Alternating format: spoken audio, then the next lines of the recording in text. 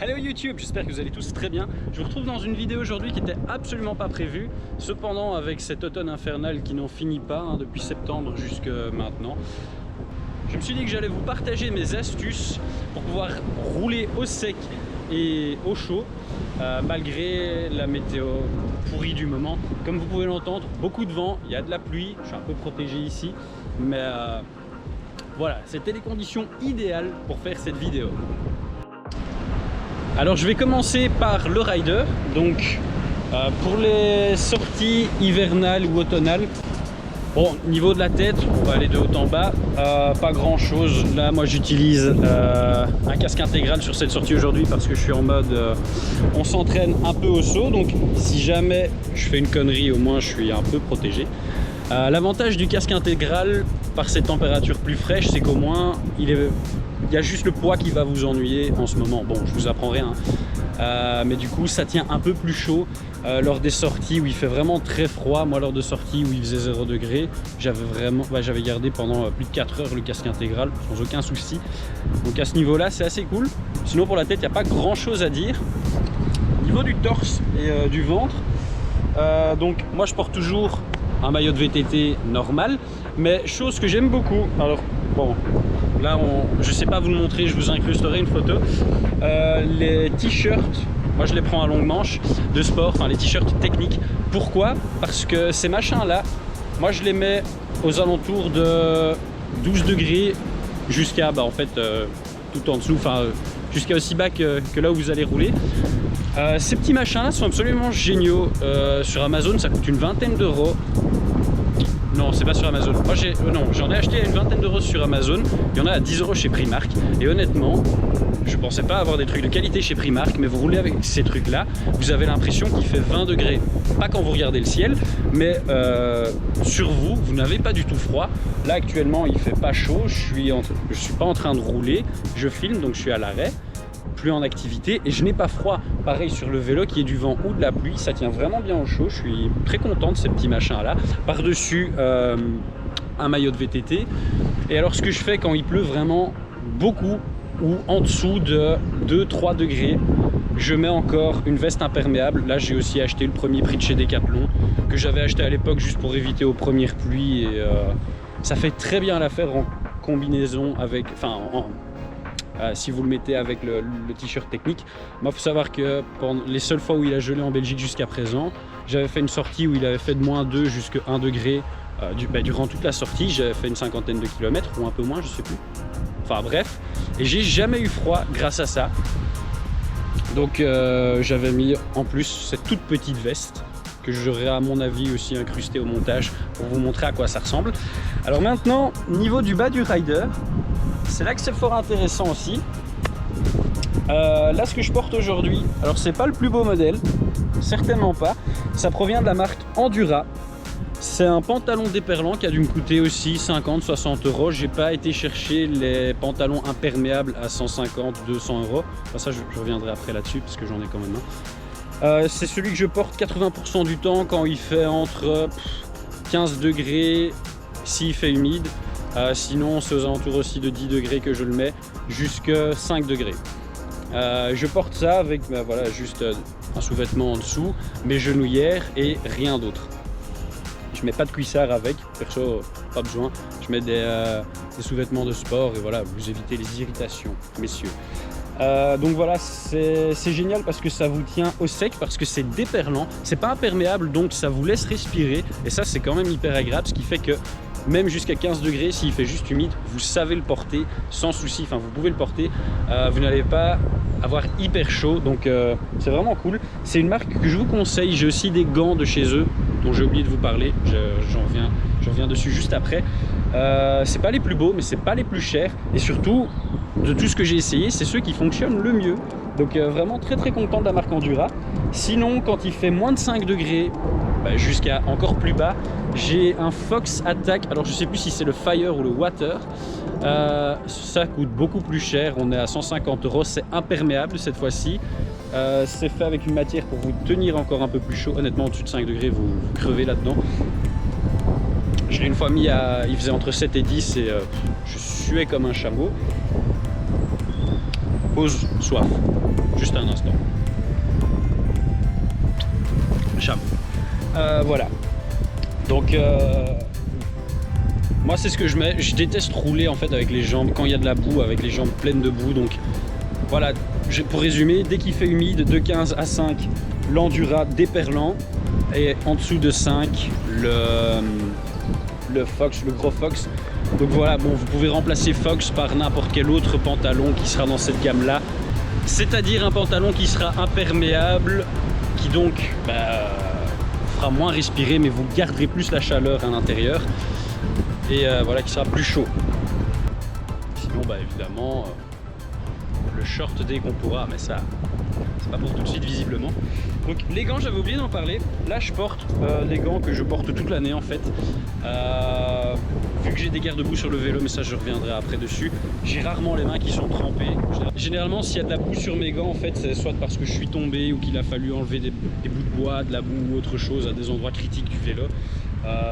Jamais de souci avec ça. Sinon pour les sorties où il fait vraiment très froid, j'ai de nouveau de la marque Endura une paire de gants qui sont imperméables, et il y a encore une espèce de doudoune à l'intérieur. Ça tient pété chaud ce truc là, chaud au point que lors de ma seule sortie réellement hivernale que j'ai su faire, enfin où il faisait vraiment très froid cette année, même par 0 degré, la seule humidité qu'il y avait à l'intérieur des gants, c'est parce que je transpirais par 0 degré. Ça tient vraiment super chaud. Pareil, ça coûte pas non plus extrêmement cher. On est sur des gants qui sont, je crois, à 35 ou 40 euros. Donc franchement, pour ce que ça fait, c'est génial. Mais cette année, c'est pas si utile que ça. Je les ai mis 2 fois.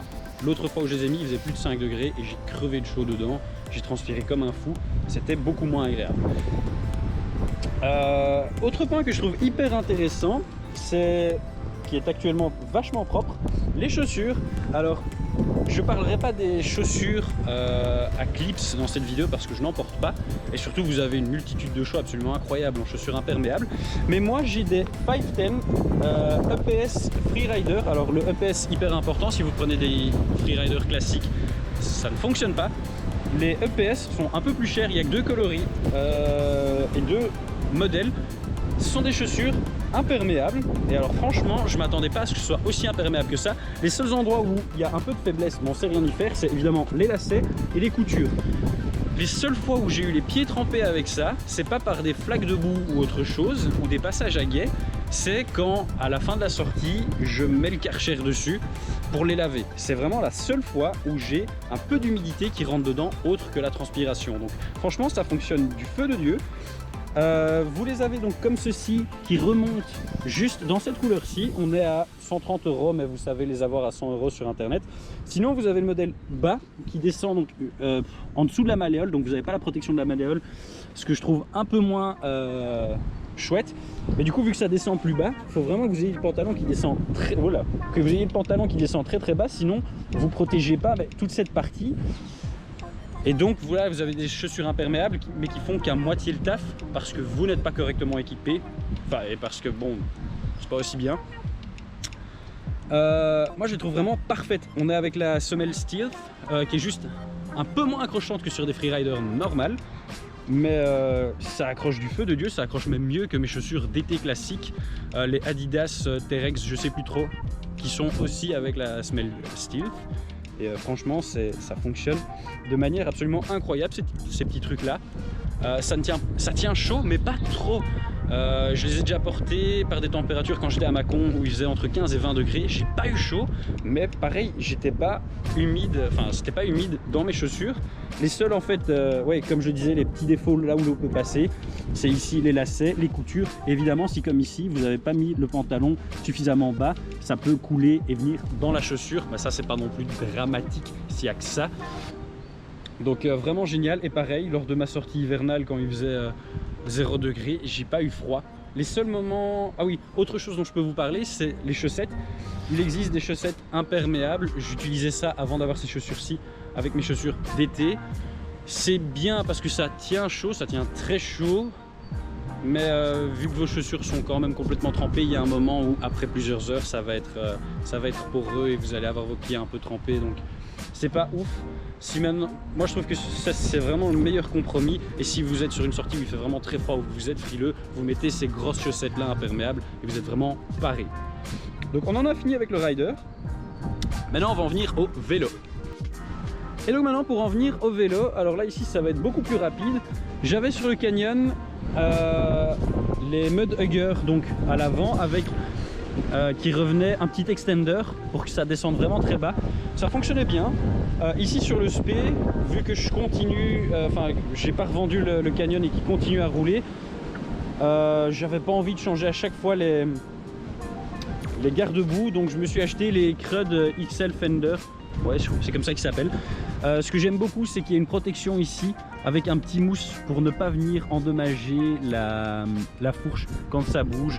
Avec les petites fixations, c'est très facile à enlever pour quand vous voulez laver ou autre. Ça protège bien un peu partout, c'est vraiment top. Voilà, on a de l'accrétion de boue qui se fait, allez, on va dire à partir des 2 tiers passer le premier tiers du tube, et voilà, on n'en a pas trop. Donc je suis assez satisfait, vraiment. Ils sont cool. Et je sais plus par contre combien ça m'a coûté. Et alors à l'arrière, pareil, sur le Canyon, j'avais le Mud Hugger qui, bon, le casque va un peu nous ennuyer, mais je sais pas où le mettre et c'est boueux partout. J'avais les Mud Hugger qui prenaient donc de la base ici du tube jusqu'à passer cet endroit, et en plus sur le tout nouveau modèle on s'est encore rajouté un extender qui vient encore plus loin, sauf que il y avait un souci avec le Mud Hugger, vous arrivez encore plus près du pneu, donc niveau du bourrage, là je viens de changer la monte de mes pneus, mais j'avais des pneus qui débourraient pas du tout sur le SP, donc tout venait se coller là. Du coup j'ai voulu essayer avant de remettre des Mud Hugger, parce qu'ils sont quand même bien, ils sont en plus designés pour ils sont designés sur un turbo Livo, donc voilà, ils sont vraiment adaptés. Je me suis dit avant de les réessayer, je vais acheter ça, le petit Zefal à 20 €, l'agresseur, je ne sais plus, 75 je crois. Je me suis dit on essaye ça, on voit si ça passe ou si je remets un Mud Hugger. Ce qu'il y a de bien, c'est que du coup j'aurai beaucoup moins de... Enfin, j'aurai pas de problème de boue ici, hein, vu que voilà, on est super haut, mais ça protège rien du tout sur les côtés. Voilà, à ce niveau-là, en plus la fixation c'est une horreur, franchement c'est juste immonde. Donc voilà, moi je mets des garde-boue pour plusieurs raisons. Je veux protéger le vélo plus que me protéger moi, parce qu'on sait qu'on va finir crade quand on part en hiver. Donc je protège le vélo. À l'avant, en plus de protéger le vélo, je protège ici tout le dessus. Je me protège moi au niveau de ma vision, j'ai jamais plein de boue sur l'objectif de la GoPro ou sur mes verres de lunettes, donc ça c'est top. Et à l'arrière, c'est pour éviter de venir niquer la tige de selle. J'ai aussi rajouté ceci, dû à la conception du Turbo Livo. Il y a très facilement la boue qui vient se stocker ici, et on se retrouve vraiment avec une sale motte de boue, donc plus de poids sur le vélo à tirer, et surtout ça va venir allez, ça peut venir ici dans la fente où on a accès au moteur, donc ce qui va l'empêcher de respirer, ce qui va amener de l'humidité, de la boue, etc. C'est pas top, donc j'ai décidé de rajouter ça, même si c'est pas beau et que ça vient très proche du pneu. Au moins il y a beaucoup moins d'accrétion. Là, pour le peu que j'ai roulé, sans ce petit machin là, j'aurais déjà eu foulasse de boue ici. Ça protège aussi un petit peu tous les B-Wings, les roulements de l'amortisseur, donc je trouve ça quand même assez utile. C'est super moche, le vélo ne se trouve pas plus beau grâce à ça, mais c'est pratique. Et honnêtement, autant durant les 2 premiers mois de l'automne interminable, je me suis dit tant pis, je m'en fous, j'ai un VTT, si je dois être sale et si le vélo doit être sale, tant pis, c'est pas grave.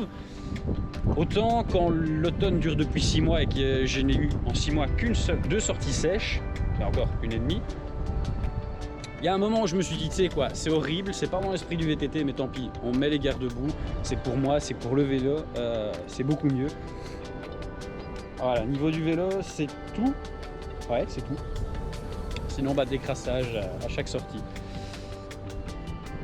Voilà, ça c'était mes petits conseils pour vous aider à passer l'hiver avec le vélo hors du garage et pouvoir vous rester un minimum au sec, un peu propre. Pareil, je sais pas si ça se verra bien, le sac, c'est horrible, hein, ce petit machin jaune, mais au moins ça m'évite de le laver toutes les 2 sorties, parce que vu qu'il est bleu, un peu comme le vélo, ça se salit très vite et j'ai pas envie de l'avoir noir, quoi. J'espère que cette vidéo vous aura plu. Moi j'espère que vous avez apprécié cette vidéo, que mes conseils vous seront utiles, et voilà, si vous avez des suggestions pour améliorer mon package niveau 2 mois ou du vélo, je suis preneur, parce que l'automne est encore parti pour durer un petit moment, donc voilà, hein, échange de échange de bons procédés, voilà. Moi je vous retrouve dans une prochaine vidéo, à la prochaine.